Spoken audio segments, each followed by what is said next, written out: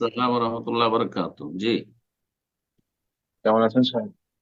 জি আলহামদুলিল্লাহ। কোথেকে বলছেন? আমি পশ্চিমবঙ্গের পশ্চিম বর্ধমান জেলা থেকে বলছি। বলেন, প্রশ্ন বলেন। সাহেব, আমার প্রশ্নটা হচ্ছে যে উম, যখন আমি মানে আগে যখন এই গেম আর এসব যখন খেলতাম, আর জোরে বেলাতি জোরে বলেন, হুজুরদের ক্লিয়ার কথাবার্তা বলেন। জোরে বলেন, স্পষ্ট বলেন। অতীতে যখন আমি এই গেম গেম খেলতাম বা কোনো ভিডিও শেয়ার করেছি, বেদাতি হুজুরের ভিডিও শেয়ার করেছি কোনো গানে বা মিউজিকে, লাইক শেয়ার করেছি, সেইগুলো আমি আমার তো ওগুলো লাইক করা আছে, সেগুলোকে আমি আবার খুঁজে বার করে ওগুলোকে আনলাইক করব। এগুলো তো আমার সদগায়ে যা গুনাহের জারিয়া মতো ওগুলো চলতে থাকবে।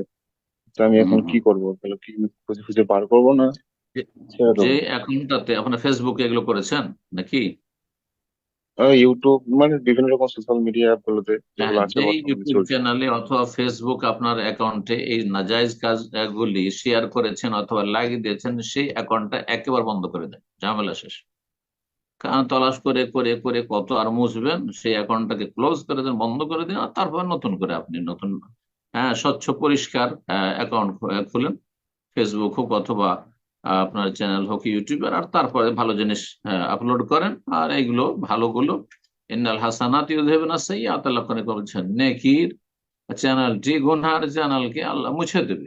সুতরাং অতীতে যা হয়েছে সেগুলোর গুনহার বোঝা তখন উঠাইতে হবে না, কিন্তু চ্যানেল থেকেই যাবে ইউটিউবে, আর কেউ না কেউ সেটা সার্চ দিয়ে পেয়ে যাবে, আর সেটা শুনবে, আর সে গুনায় শরিক হবে না। এটা গুনাহ হবে, এই গুনাহ চলতে থাকবে। তাহলে এই জন্য আপনাকে যেটা পরামর্শ দেবো সেটা হচ্ছে, আপনি ওইসব অ্যাকাউন্ট গুলো বন্ধ করে দিন।